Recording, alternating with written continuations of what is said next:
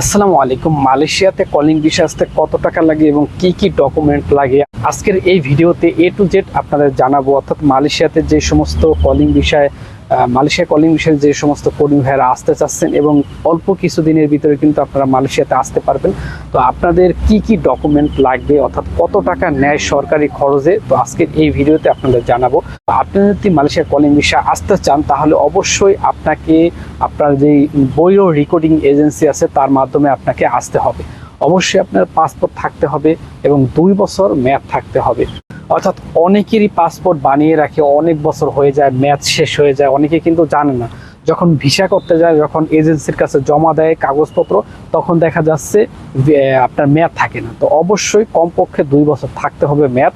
এর পরবর্তীতে আপনি পাসপোর্ট এবং পাসপোর্ট সাইজের ছবি, এর পরবর্তীতে হচ্ছে পুলিশ ক্লিয়ারেন্স, এটা অবশ্যই আপনাকে থাকতে হবে।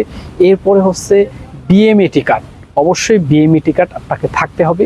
এর পরবর্তীতে যেটা আছে সেটা হচ্ছে মেডিকেল রিপোর্ট, অর্থাৎ ফিট থাকতে হবে।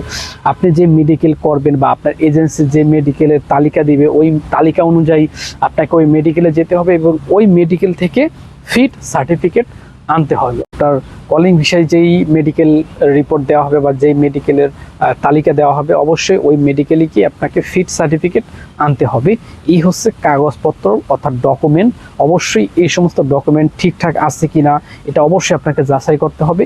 এর পরবর্তীতে কিন্তু আপনি এটা যখন সব কিছু ঠিক থাকবে, এর পরবর্তীতে আপনার আপনি যে সরকারিভাবে যে সমস্ত রেকর্ডিং এজেন্সি আছে অনুমোদন প্রাপ্ত, অবশ্যই অনুমোদন প্রাপ্ত একটা রেকর্ডিং এজেন্সির কাছে আপনি এগুলো সাবমিট করবেন। এর পরবর্তীতে বিডিআর কার্ড থাকতে হবে, অর্থাৎ ভিসা রেফারেন্স, এটা অবশ্যই এই কাগজপত্রটা আপনার কাছে থাকতে হবে। তাহলেই কিন্তু আপনার কোনো সমস্যা হবে না, আপনি একেবারে ইজিলি মালয়েশিয়াতে কলিং ভিসায় ঢুকে যেতে পারবেন।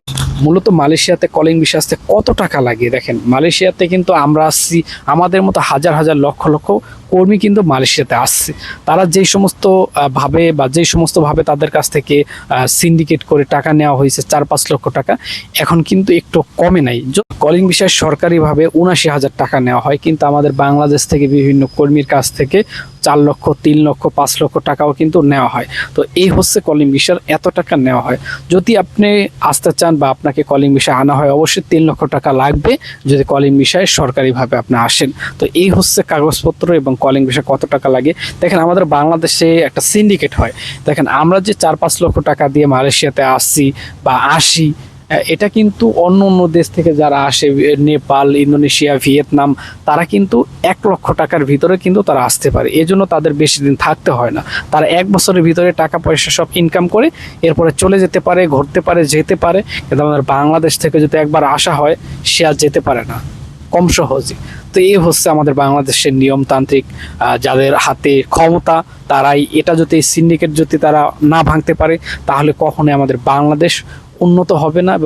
এগুলো ভেঙে এর পরবর্তীতে আমাদের সবকিছু ভালোভাবে কাজ করতে হবে। তো যাই হোক, এই ছিল আজকের ভিডিও। সবাই ভালো থাকবেন। আসসালামু আলাইকুম।